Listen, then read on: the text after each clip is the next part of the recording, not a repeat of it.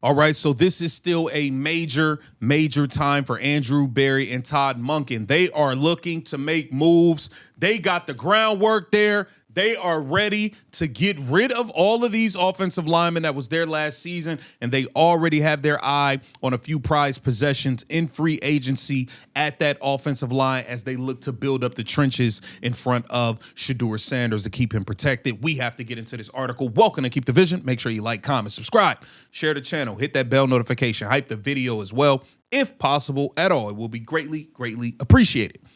So we go over here to Dog Pound Daily. And here it says a loaded free agent offensive line class could be Andrew Berry's shot at redemption. Now, we know this offensive line was absolutely atrocious. They could not block a blade of grass last season, and they have to get new guys in. Here it says the Cleveland Browns will have 4 or 5 offensive linemen starters enter free agency this offseason. Joe Bitonio will likely retire. Wyatt Teller, Ethan Pocic, and Cam Robinson will be free to find new teams. Notably, the Browns may only be able to retain Teller, and I don't believe Wyatt Teller is going to come back after what Kevin Stefanski did to him, benching him and lying about his injury, as Wyatt Teller said.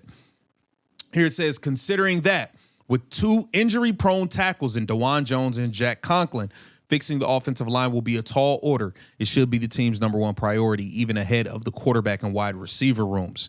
So here it says, fortunately for them, the free agent class is stacked with potential reinforcements. One of them even has some ties to new head coach Todd Monken. Now, that is very important to pay attention to, as Todd Monken has gone back to add guys he's had familiarity with in the past. Here it says that's why GM Andrew Berry can't afford to finish the offseason empty-handed. Here it says the Browns will have many free agent options to solve their offensive line issues. Ethan Pocic isn't half bad, but the Browns must be all over Tyler Linderbaum if they get a chance, and I could not agree more. He is a awesome center from the Baltimore Ravens. Now, he's gonna cost. He's not gonna be cheap. He's one of the better centers in the league. But if you can get him at center to bolster up that line in front of Shedeur Sanders, by all means, you go get Tyler Linderbaum. Here it says the Ravens might not be able to pay him. And even though the Browns are also in a tough spot financially, they have to make the most of his ties to Monken to land one of the best centers in the game. Here it also says the likes of Braxton Jones, Rasheed Walker, who I already put a video up on saying they had interest in Rasheed Walker. I put that up over a month ago. Your boy KTV be on it. Braxton Jones, Rasheed Walker, and Rob Havenstein are all enticing options at offensive tackle. They could start opposite whoever they get in the first round of the 2026 NFL Draft, potentially Spencer Fano or Francis Magoa out of Miami. So you can get you one of these really good tackles in free agency. That way, when the draft rolls around, you only need to draft you one more tackle, and boom, you have your bookend tackles for the 2026 season and beyond. Listen, if you're able to get a tackle, Tyler Linderbaum, and you're able to draft you a tackle in the first round, you're looking good. You're going to be looking okay. You can add you some guard depth, and potentially you can draft a tackle and a guard in the 2026 NFL Draft to really bolster up that line.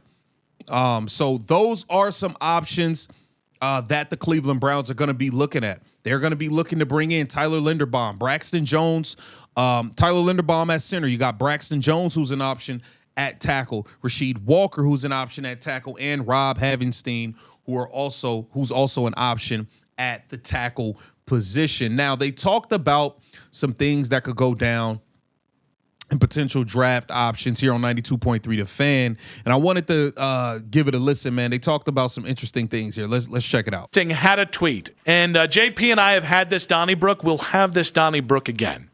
But this week, I've seen mock drafts, predominantly 6 and 24 in some order, right tackle, left tackle, and a wide receiver. That I've seen like one with Vega Ione from Penn State at 24, and I think it was Carnell Tate at 6. But by and large, the draftniks looking at the Browns going, let's get you a tackle, let's get you a wide receiver. Well, Albert tweeting out earlier today, he was actually part of a back and forth. I can't remember who it was with, but here's a tweet, and I thought this was really interesting, saying, I feel comfortable saying Caleb Downs is the best football player in the 2026 draft. He won't be the first pick. You have to consider upside, positional value, and all that. And there are guys with more of all that stuff, but no one in the class is a better football player. And it's interesting. I don't think that the Browns should just automatically run to the table and go, who's the best wide receiver or who's the best tackle. I think when it comes to this offseason, I need to see you go hard in free agency and trade so that you don't have to do this unless it's the right move. Because Caleb Downs is going to be a baller, and you add Caleb Downs to this defense, and you're only going to get better. Myles Garrett might have 5 years left. David Bailey or Reuben Bain, some names that should really interest you. No matter how much Browns fans want to write this off, I think it's way too early, and I think Albert had a great point on Caleb Downs. I've seen mock drafts that had the Browns taking a defensive lineman. I've seen mock drafts with them taking a quarterback. You're just watching mock drafts. I am. Is that what your incognito tab's for? It's mock draft season, man. I'm horny. But where they're at right now, like, is as much as I think Caleb Downs would look great in brown and orange. You don't want to tell me you think they should just go wide receiver or tackle? Slide down, get an extra pick for 2027 by doing so, then go tackle wide receiver.